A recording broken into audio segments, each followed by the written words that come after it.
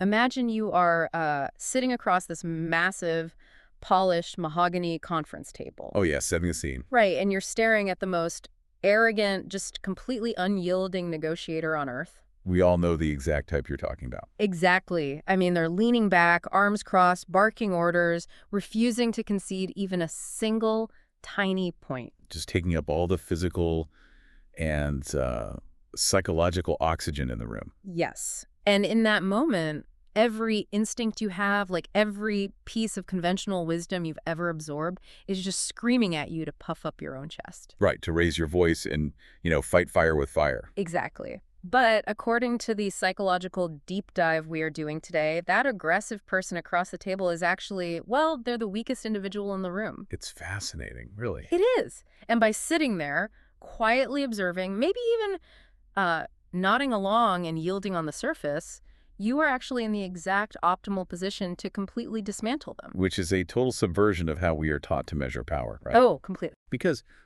we're culturally conditioned from childhood to view the immovable object as the absolute pinnacle of strength. Yeah, we praise the person who just plants their feet and says, this is who I am, take it or leave it. Exactly. Mm. But when you actually analyze the mechanics of human interaction, being an immovable object isn't a sign of strength at all. No, not at all. It's usually a symptom of, profound fragility and a complete lack of situational awareness. Which flies in the face of almost every, self-help seminar and corporate leadership retreat out there. Oh, for sure. Because we are constantly told to be more assertive, right? To take up space, to dominate the narrative. The alpha mindset. Right. But today, we are tearing down that facade. We're looking at a set of insights that completely redefines what it actually means to possess genuine, unshakable inner strength. Versus merely performing a loud, self-centered caricature of it. Exactly. We are going to explore why adapting to others, a behavior that gets unfairly dismissed as being a pushover, is actually a highly advanced cognitive superpower. So, okay, let's unpack this. Let's do it. So the premise here really challenges the optical illusions we rely on daily. Right. When we see someone constantly adjusting their words or their tone or even their posture based on the reactions of the people around them, we instinctively categorize them as weak. Yeah, we use derogatory terms. We call them chameleons. Or we say they have no core identity. Right, like they're just blowing in the wind. Exactly.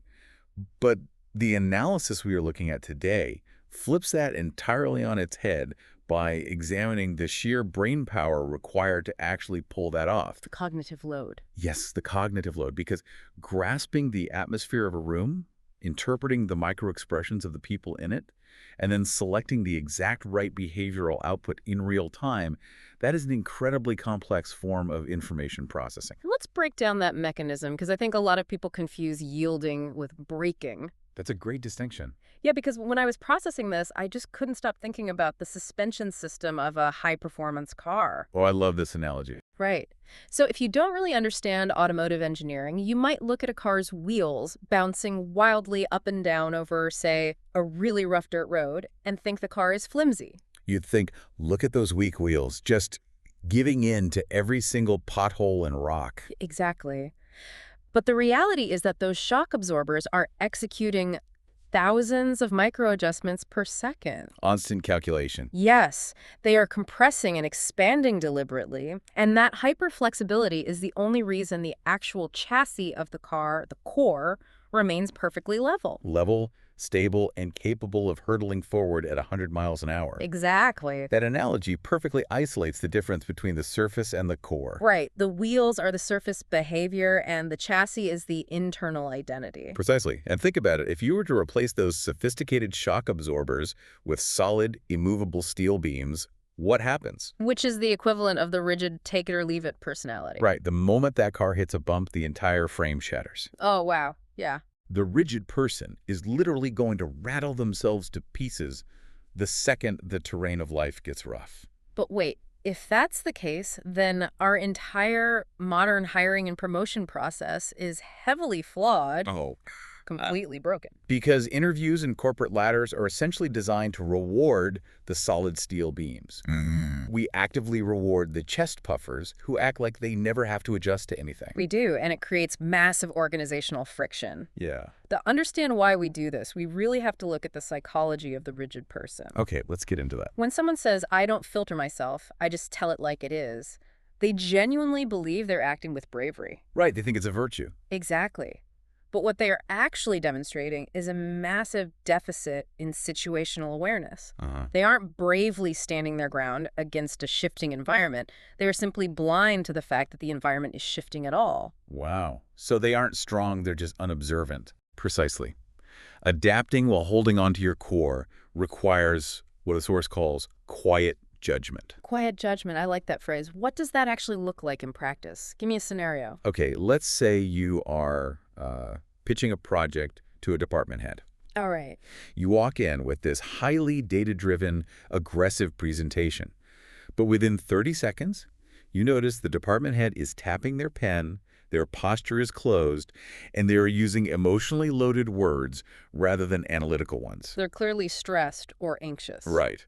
Now, the rigid person plows ahead with the data, convinced their way is the right way, and completely alienates the boss. Because they're just sticking to the script. Exactly. But the adaptable person exercises quiet judgment. They calculate that emotional temperature, realize the boss needs reassurance rather than raw statistics, and instantly modulate their delivery. They pivot. They soften their tone. They speak to the emotional core of the project. But they haven't changed their actual goal. Right. No. The goal is still getting the project approved, but they have completely altered their surface behavior to achieve it. That is a master strategist at work. Right. The person who just blunders through creating friction and calling it authenticity is operating at a much, much lower cognitive level. But wait, doesn't this run the risk of, behavioral exhaustion? I knew. Well, if you are always playing the role of the shock absorber, constantly calculating the room and modulating your personality, doesn't that eventually lead to losing your own identity? Ah, I see. How do you keep the self from getting lost in all that endless accommodation? It's a vital distinction, and it really all comes down to the mechanism of choice. Choice, okay. The key difference between being a pushover and being a strategist is agency. Right. A pushover accommodates because they are afraid of conflict. They lack a defined self. They're just yielding to whatever pressure is applied. Exactly. The strategist, on the other hand, accommodates as a deliberate, calculated decision to reduce friction. You possess a very clear, crystallized sense of self. You know your boundaries, your goals, and your values. You are simply choosing the path of least resistance to get what you want. It's the difference between being violently blown over by a storm and consciously choosing to lower your sails to ride it out. I love that. Yeah. Precisely. From the outside, the action looks completely identical. The sails are down, the person is quiet. Right, the optical illusion. But the internal mechanism is radically different. One is a complete loss of control driven by fear.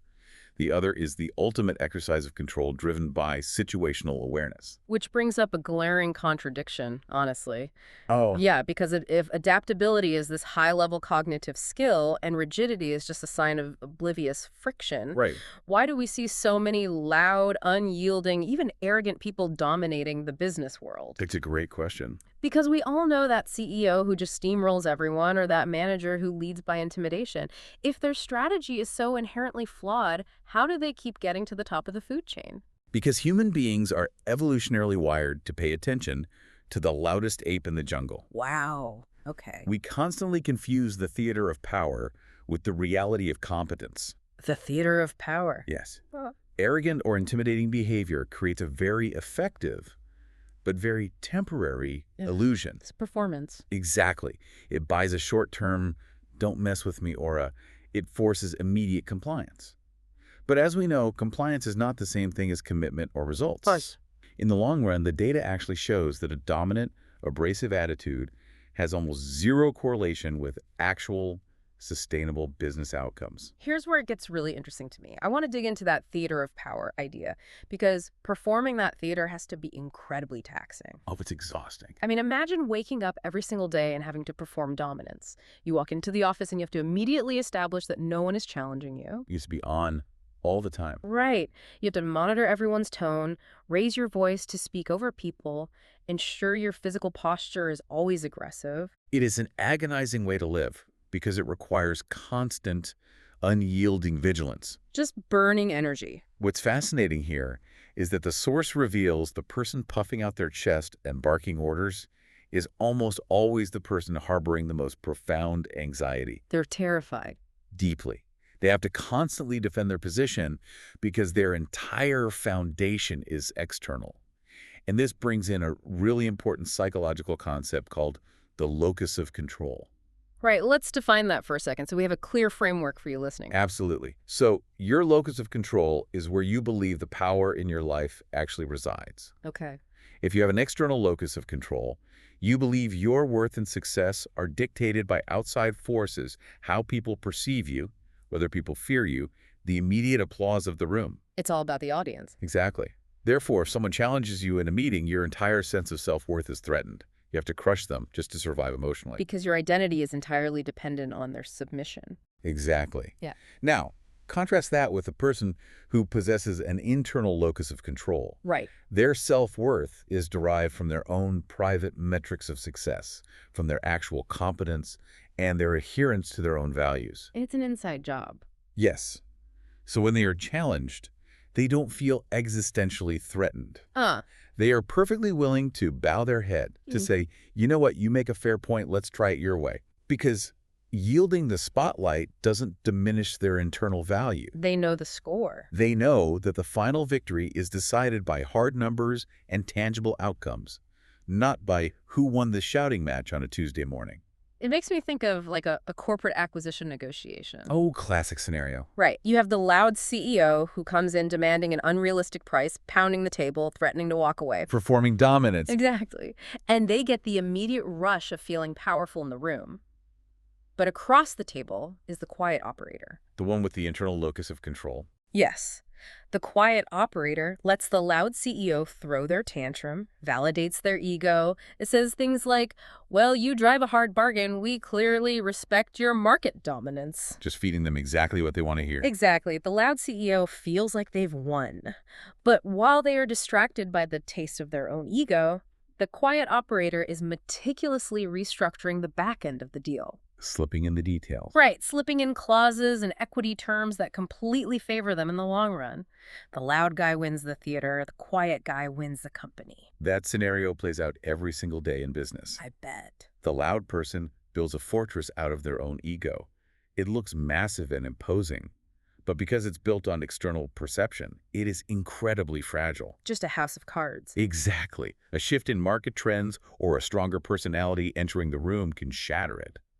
The quiet person, though, is operating underground. Pouring the foundation. Yes, they are pouring a concrete foundation of actual achievements, metric by metric. You can't see it, it doesn't look impressive while they are doing the tedious work, but eventually it holds up a skyscraper. Okay, let's pivot this from the boardroom to the living room. Let's do it. Because this illusion of dominance doesn't just skew our perception of corporate success. Yeah. It drastically distorts how we view interpersonal relationships, too. Oh, massively. There is this incredibly pervasive myth that self-centered, dominant people have the most robust social lives. We've all fallen for that one. Right. We see the loud, charismatic person holding court at a dinner party, surrounded by people laughing at their jokes, and we just assume they're deeply connected. It is a mirage. Yeah. We have to examine the actual architecture of those relationships. Strong, loud personalities absolutely have a gravitational pull. They attract people, For sure. but they almost exclusively attract followers. They attract individuals who are easily swayed, who lack their own strong internal center, or who simply prefer the ease of being led rather than taking the responsibility of asserting themselves. So they aren't building a circle of equals. They are cultivating an entourage. That is the perfect word for it. It is a strictly hierarchical dynamic. Right. The relationship is entirely conditional.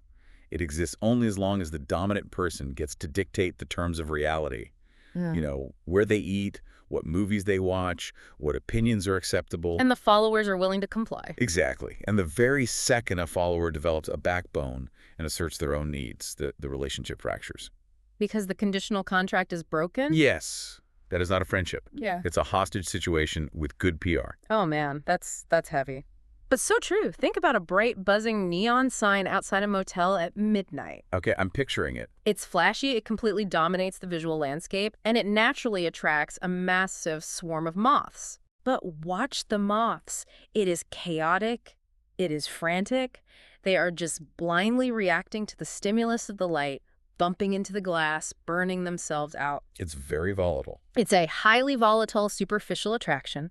The adaptable person, the one who reads the room and makes space for others, is entirely different. How so? They're more like a perfectly worn-in, high-quality leather armchair sitting in a quiet, warmly lit library. Oh, that's a great image. It doesn't scream for your attention, it doesn't flash, but the moment you sit down in it, you feel completely supported. Your muscles relax. People naturally want to settle into that environment and stay for hours. The contrast between the neon sign and the armchair is brilliant because it perfectly isolates the difference between simply capturing attention and genuinely cultivating trust. Right. The adaptable person, the armchair, makes others feel fundamentally at ease. They don't demand compliance. No. But, and this is the critical caveat that separates the strategist from the pushover, an armchair still has a solid hardwood frame beneath the cushions. Right. If it had no frame, it would just be a beanbag chair. Exactly. You would sit in it and immediately sink uncomfortably to the floor. You can't rely on a beanbag. Precisely.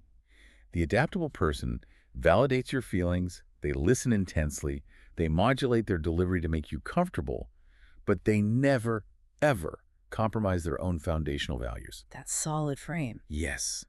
This unique combination, making someone feel completely seen and safe, while simultaneously projecting a quiet, unshakable integrity, is the exact recipe for long-lasting trust. Wow. It naturally repels people who just want to be followers, and it deeply attracts other high-quality individuals who also possess strong cores. It builds a circle of equals. So if you're navigating your own life right now listening to this, and you look at your circle of friends, your colleagues, your partner, how do you know if you've built genuine connections or if you've just collected an entourage of moths?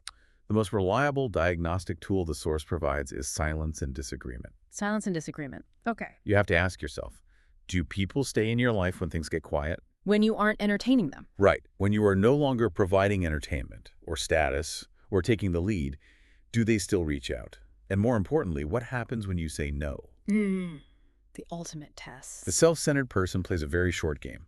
They get the immediate gratification of being the center of attention, but they experience a massive turnover rate in their relationships. Because it's exhausting for the other people. Yes. Friends quietly drift away when they get exhausted by the demands. But the adaptable person plays the long game. They slowly and steadily accumulate trust over years. It's an investment. It is. The genuine connection survives the silence, and it survives the word no. The entourage only exists in the noise and the compliance. The genuine connection survives the silence. That is such a clarifying metric. It really is. And it sets up the next phase of this exploration perfectly. Because if this quiet accumulation of trust is the key to deep, equal relationships, the obvious next question is about conflict. Right. What happens when things aren't friendly? Exactly. How can this exact same quietness, this exact same adaptability be weaponized? That's where it gets really interesting. How do you use it as a conscious, calculated strategy when you are dealing with competitors or adversaries or just incredibly difficult people who are actively trying to undermine you? This is where the analysis takes a decidedly tactical, almost martial arts level turn. Okay. It describes a very specific archetype of operator. We have all encountered this person, though we almost never recognize what they are doing until it's too late. Who is it? It is the individual who deliberately and consistently takes a low stance in every interaction. Oh, like playing dumb. Sort of, but more sophisticated. Yep. They're the ones saying things like, I'm still trying to wrap my head around this, or I defer to your superior experience on this matter. Oh, I've seen that. Or could you explain that to me one more time? I want to make sure I understand your Well, brilliance. They constantly downplay their own importance. They play the role of the humble student. Yes, but inwardly, their situational awareness is operating at maximum capacity. They're taking notes. They are intensely observing every variable, mapping the ego of the opponent, and subtly steering the entire dynamic. Wow. This is not subservience. This is a highly calculated maneuver designed to do one specific thing: lower the opponent's psychological guard. It's the Trojan horse. Exactly. It is the utilization of a principle you see in Aikido or Judo, using the opponent's own momentum, in this case, their ego, against them. Walk me through exactly how that plays out. Let's say I'm going into a high-stakes salary negotiation with a notoriously aggressive boss. Okay, good scenario. If I play the humble student, don't I just get walked all over? Like, how does pretending to be less capable actually give me the upper hand? Let's map the conversational mechanism step by step. Okay. If you walk into that negotiation, puff out your chest and declare, I am the top performer in this department, I generated $3 million in revenue, and I demand a 20% raise. What happens? Well, the boss immediately gets defensive. Right. The shield goes up. They start looking for every flaw in my performance to justify denying me. We are locked in combat. Exactly. You have announced yourself as a direct threat to their authority and their budget. Yeah. They are now scrutinizing your every breath. Right. But let's rewind and utilize the strategy of being unseen. Okay, take two. You walk in, you take a low stance, you say, I'm so grateful for the mentorship you've provided this year. I'm really trying to understand the long-term financial vision for the department and how my role fits into helping you achieve those overarching goals. Oh, that's good. And then you ask, from your perspective as a leader, what metrics are most valuable right now? Oh, wow. I've just completely disarmed them. I'm stroking their ego by asking for their wisdom. And because they do not perceive you as a threat, their guard completely drops.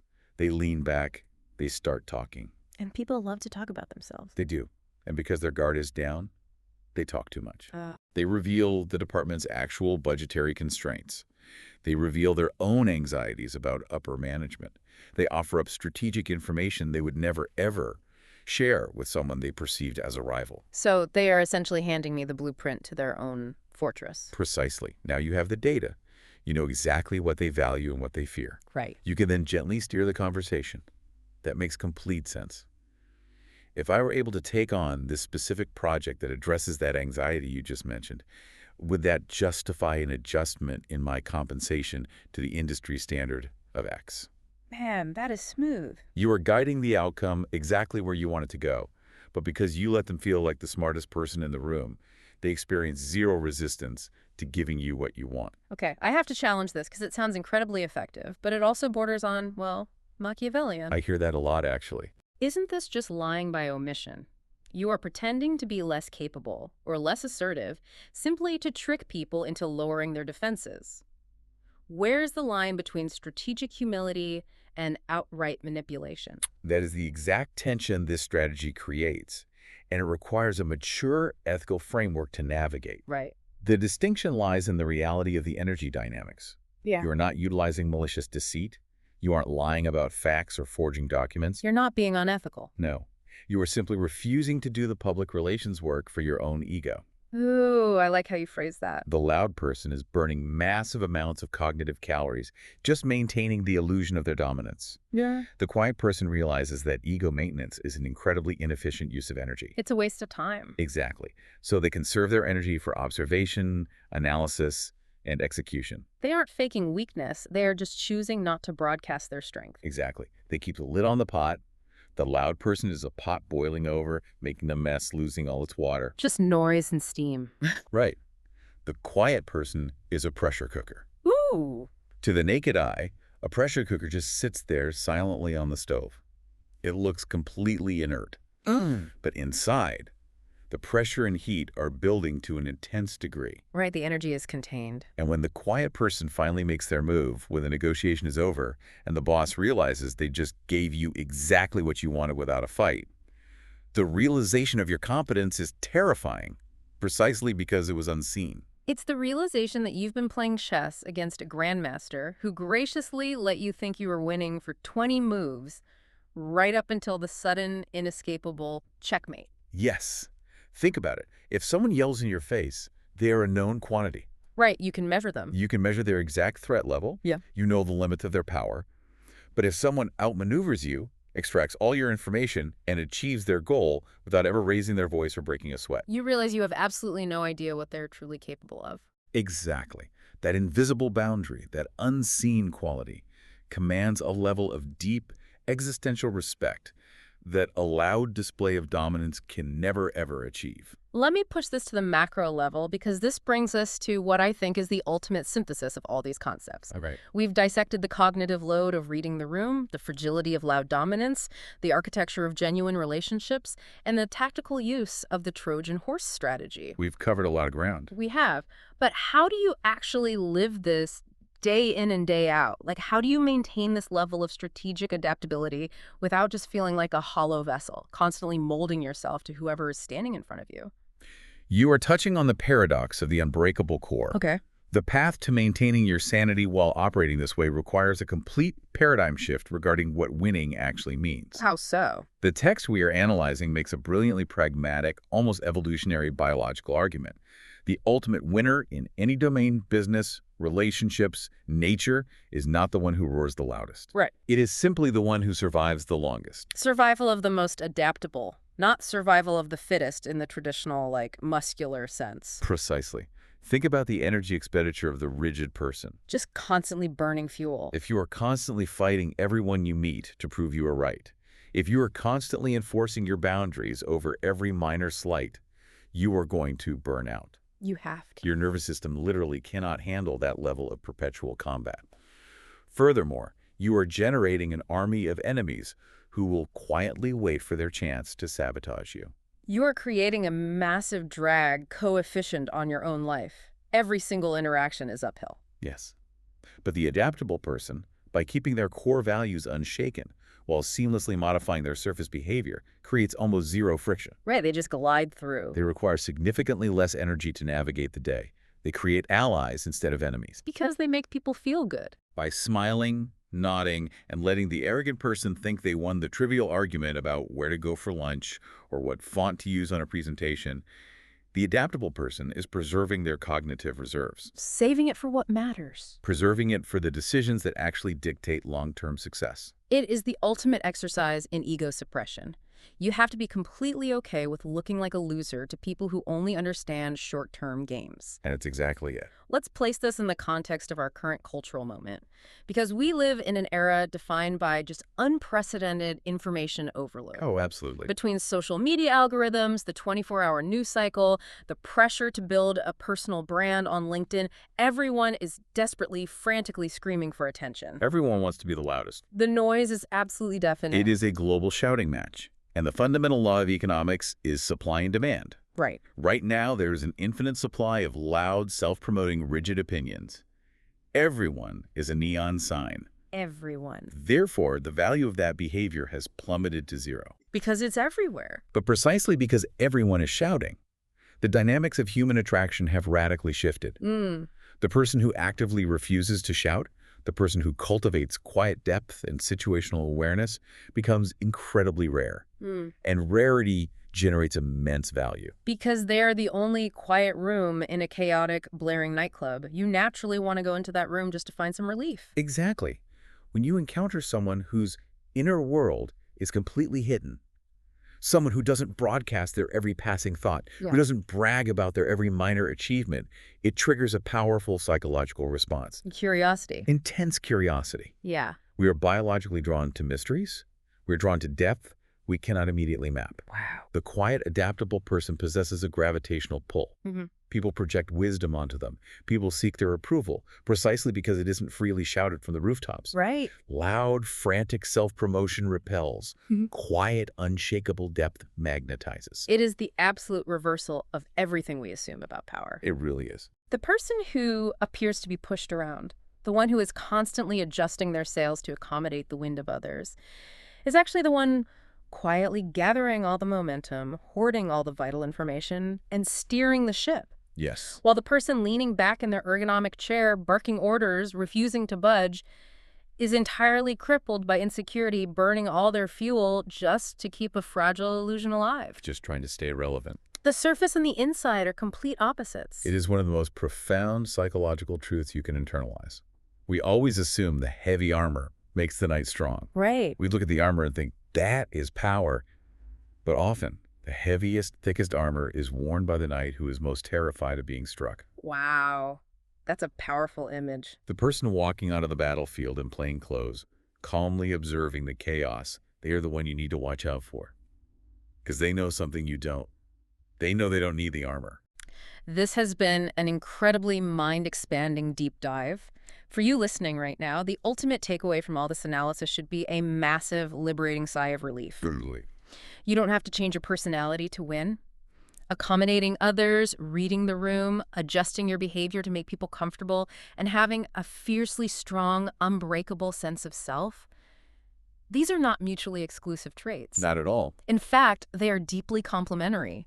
Once you have done the hard work of defining your core, once you know exactly what your values are and what your ultimate goals are, you no longer need to exhaust yourself defending your surface. You can just let it go. You can let your surface be as fluid and accommodating as water because you know your core remains solid stone. And the immediate practical application for your daily life is profound. How so? You need to completely reframe how you view your own adaptability. Stop viewing your natural tendency to compromise or your desire to keep the peace as a character flaw. Stop letting self-help books convince you that you need to be fixed by becoming more aggressive. View your adaptability as a highly evolved, advanced strategic asset. It's a superpower. It is a tool to be consciously honed and weaponized, not a weakness to be eradicated. The next time you find yourself sitting in a meeting, nodding along, letting someone else suck up all the oxygen and pound their chest, don't feel like you are yielding. Remember the mechanism. Yes, you are just driving with superior shock absorbers. You are ensuring a smooth, frictionless ride to your ultimate destination while they are actively rattling their own engine to pieces. You are just navigating the bumps while they destroy their chassis. I absolutely love that. It's a great mindset shift. All right, as always, we like to leave you with a little something extra, a provocative thought to chew on that builds on everything we've unpacked today. Something to take with you. If this analysis holds true that our surface behavior and our inner reality are almost always completely inverted, I want you to take a hard, honest look at your own life this week. Look closely. Look at the loudest, most stubborn, most inflexible behavior you routinely exhibit. Maybe it's a specific political topic you always have to win arguments about, or a minor personal boundary you fiercely overdefend, or a need to always have the last word in a text thread. We all do it. We do, but ask yourself, what hidden fragile anxiety is all that noise desperately trying to cover up?